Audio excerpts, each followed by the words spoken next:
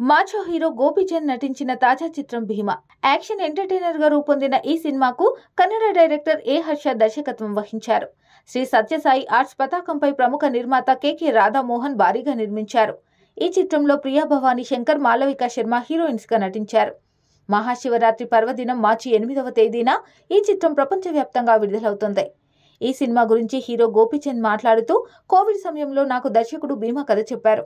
కథతో పాటు క్యారెక్టర్ నచ్చడం, అలాగే సెమీ ఫ్యాంటసీ పాయింట్ నచ్చడంతో ఈ సినిమాను ఓకే చేశాను.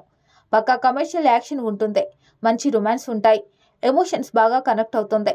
పోలీస్ ఆఫీసర్గా భీమా క్యారెక్టరైజేషన్ బాగా నచ్చడంతో ఈ సినిమా బాగా నచ్చింది. పరశురాముడి క్షేత్రంలో ఈ కథ జరుగుతుంది కాబట్టి ఆ పాయింట్ను తీసుకున్నామని హీరో గోపీచంద్ అన్నారు.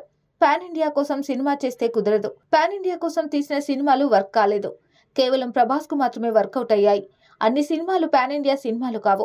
ఎందుకంటే ప్రాంతాన్ని బట్టి ఆడియన్స్కు ఓ టేస్ట్ ఉంటుంది.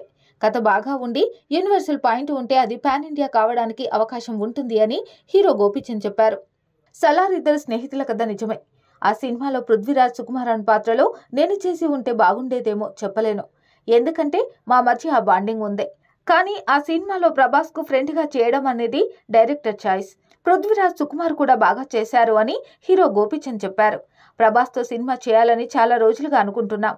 కానీ ఆ సినిమా చేయాలంటే కాలం కలిసి రావాలి.